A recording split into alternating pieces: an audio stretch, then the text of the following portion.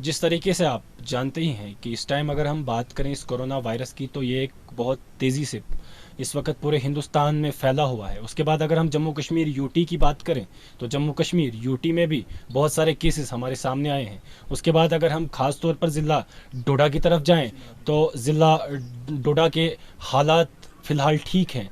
शुक्र है अल्लाह का कि इस टाइम अभी तक कोई भी केस हमारे सामने पॉजिटिव नहीं आया। मगर कहीं ना कहीं अगर हम लोगों की तरफ जाएं, कहीं ना कहीं लोग परेशानियों में मुब्तला हैं। जी हाँ, इस टाइम हम एक दूर दराज पहाड़ी इलाके में हैं, जिस इलाके का नाम बरत है। और इस टाइम हमारे साथ बरत के सरपंच अब्दुल्ला साहब बांडे जुड़ चुके हैं। इनसे हम जानकारी लेंगे क्या हालात रहे जब से लॉकडाउन हुआ उसके बाद, और ख़ासकर बरत के क्या हालात रहे, किन किन मुश्किलातों का सामना करना पड़ा, किन किन चीज़ों की ज़रूरत है। इन सब से आज हम तफसील से इनसे ये बात करेंगे। तो सबसे पहले आपका बहुत बहुत स्वागत है हमारे। आपका बहुत बहुत शुक्रिया।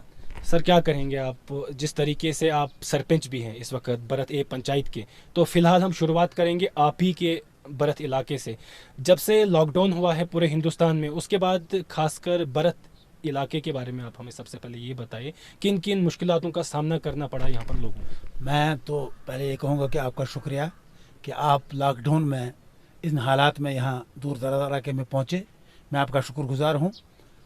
रहा सवाल लॉकडाउन का, तो मैं अपनी तरफ से अपने ब्लॉक दालुद्दीनपुरा डिस्ट्रिक्ट डोडा बल्कि चिनाब रीजन के लोगों को मुबारकबाद पेश करना चाहूँगा कि जिन्होंने इस लॉकडाउन में बहुत ही सब्र तहम्मुल का मुजाहिरा किया और एडमिनिस्ट्रेशन का सरकार की हुक्म के मुताबिक उनका बहुत बड़ा ताउन किया। और अल्लाह का फजल हुआ, इस लॉकडाउन का हमें अच्छा समर अभी तक मिला, क्योंकि अल्लाह का फजल है कि चिनाब रीजन और फैल डिस्ट्रिक्ट डोडा अभी तक महफूज है इस वबा से। और मैं दुआ करूँगा अल्लाह से कि अल्लाह ताला आइंदा भी इसको महफूज रखे। और लेकिन एक चीज़ बदकिस्मती रही कि एडमिनिस्ट्रेशन का हमारे साथ कोई राब्ता नहीं रहा इस लॉकडाउन के दरमियान में। हमें ये भी पता नहीं हमारा नोडल ऑफिसर कौन है, हमें ये भी नहीं मालूम कि हमें किन किन सहूलियात से। ऐलान तो हम बहुत सारे सुनते हैं रेडियोज़ में, हमने सुना कि फ्री गला दिया जाएगा, अभी तक हमें कुछ नहीं मिला।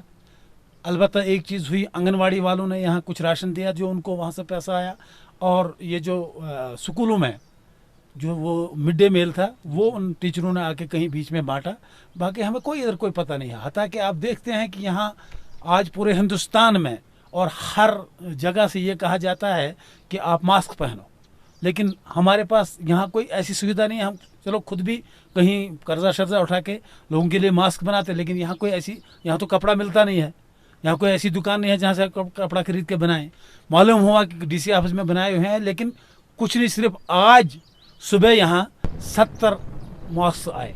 अब आप खुद ही देख रहे हैं कि 70 मार्क्स किसको दे दें, वो 4 घरों के लिए भी नहीं। तो बड़ी अफसोस की बात है कि एडमिनिस्ट्रेशन इधर खास तवज्जो हमारी तरफ नहीं दी और हम लॉकडाउन में बिल्कुल बंद रहे। हम भी एडमिनिस्ट्रेशन तक पहुंच नहीं सके।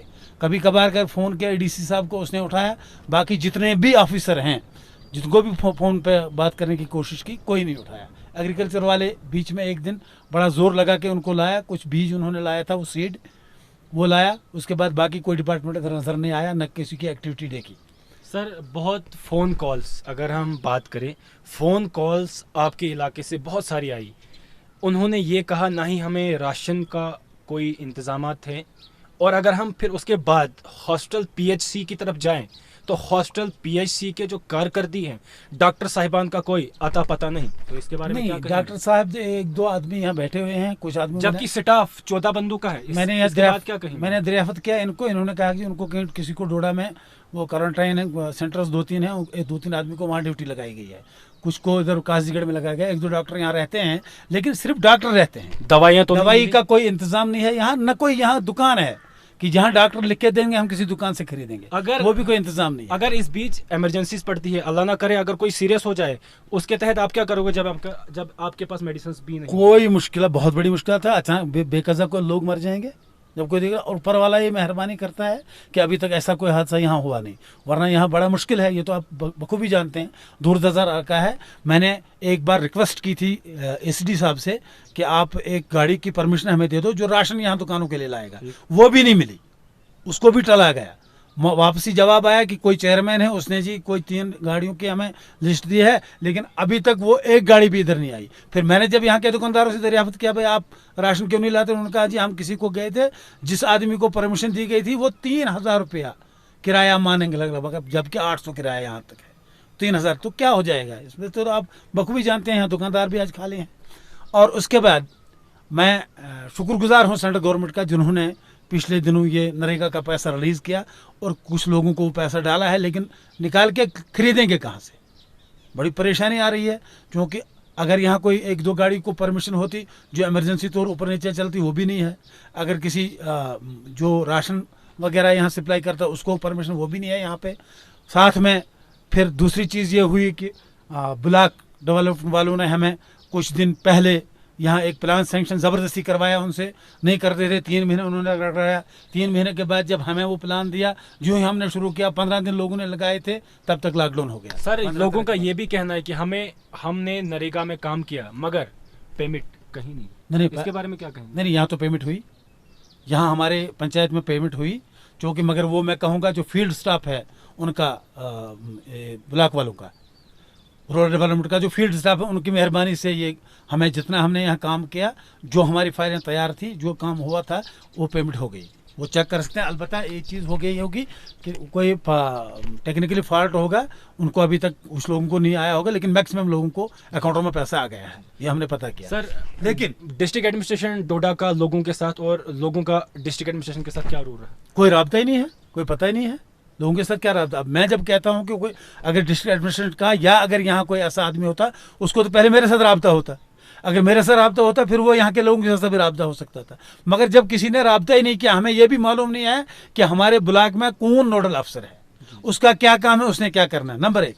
नंबर 2, फिर ब्लॉक वालों ने जब ये काम दिया, सिर्फ 15 दिन हो गए, मैंने गुजारिश की परसों वीडियो साहब को कि आप हमें SOS में ये काम ले जाओ, ताकि हम इन लोगों को ये एडजस्ट कर सकें, क्योंकि अधूरे काम रह गए हैं, वो कैसे हम करेंगे। पहले प्लान, अब तो दोबारा उनको प्लान, क्योंकि प्लान हमने जो दे दिया वो सबमिट हो गया, वो अप्रूव भी हो गया। अब ये काम उसमें हम डाल नहीं सकते हैं, ये पहले प्लान में थे, मगर उन्होंने कहा ना जी एक काम दे दो, तो हम कैसे दे सकते हैं पंचायत में एक काम, बाकी लोगों को क्या जवाब देंगे। हो गई ये बात फिर इनकी ब्लॉक वालों की। तो मेरी ये DC साहब से गुजारिश रहेगी, क्योंकि इस वक्त जो इंचार्ज यहाँ हैं DC साहब ही हैं, सब होली सोली है, मेरी DC साहब से गुजारिश रहेगी, इस बारे में भी गुजारिश करूँगा कि जो SOS में हमारे काम जो हम चल रहे हैं, जो अधूरे रह गए, उनको SOS में लेने की इजाज़त देने। नंबर 2, आज मैंने और एक बात सुनी, कल एक रिपोर्ट आई कि सिटी पंचायत एक हेड होता है रोड डिपार्टमेंट के पास, जो पैसा आता है कहीं काम, उस पर कहीं 1 लाख 2 लाख 3 लाख रुपया हर पंचायत को दिया जाता है।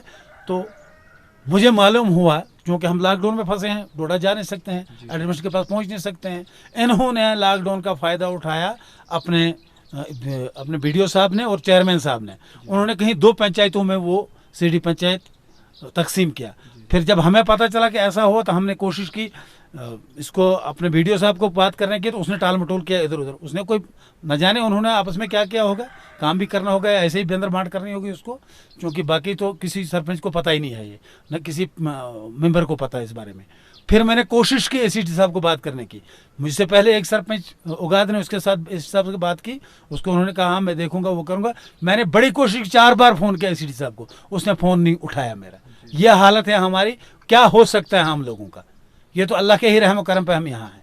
DC साहब के साथ तो रब्ता हो ही नहीं सकता, मैंने कोशिश की थी, मगर मैं उनका नंबर भी मेरे पास मौजूद नहीं है, तो उनके साथ नहीं। AD साहब से अगर कभी बात की तो वो कभी बार फ़ोन उठाते हैं, ACR को 10 बार फ़ोन किया, फ़ोन ही नहीं उठाया। बाकी तहसीलदार वगैरह तो सवाल ही नहीं, पता ही नहीं है क्या करते हैं ये लोग। तो मैं गुजारिश करूँगा एडमिनिस्ट्रेशन DC साहब को कि वो ज़ाती तौर हमारे इस ब्लॉक की तरफ थोड़ा तवज्जो फरमाएँ, मेहरबानी होगी। क्योंकि अब मैंने सुना डोडा में फ्री राशन दिया गया, लेकिन हमें अभी तक इस फ्री राशन तो छोड़ो, लेकिन हमें 2 महीने का राशन जो इन्होंने एडवांस देना था, उसमें भी निस्फ ही मिला है हमारे डीलरों को। जब इसको कॉल की मैंने अपने AD साहब को, उन्होंने कहा नहीं जी आटा ही अवेलेबल नहीं है मिलों पे। तो अगर आटा ही अवेलेबल नहीं है तो क्या करेंगे, यहाँ लोग फाका का शिकार हैं, यहाँ कोई ऐसी इंडस्ट्री नहीं है, ऐसा कोई साधन नहीं है कि जहाँ से हम ला सकते हैं और खाएँगे।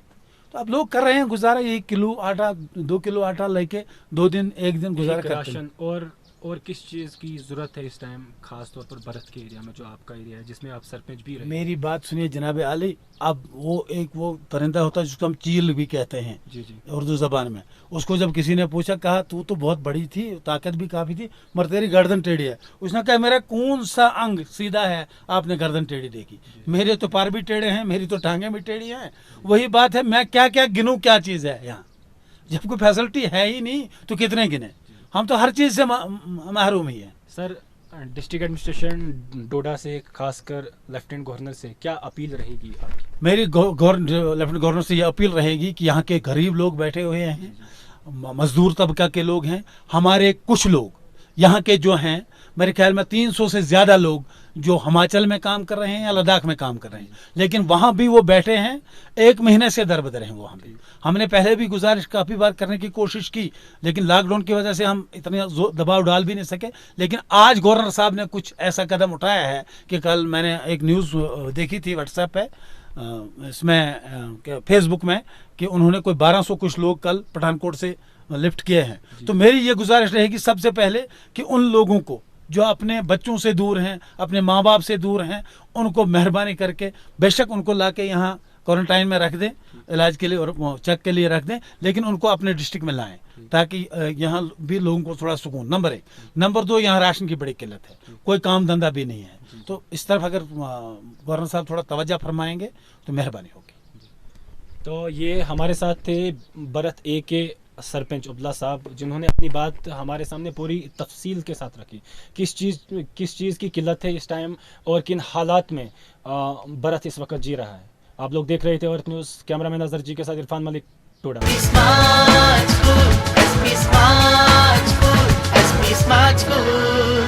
SP Smart School.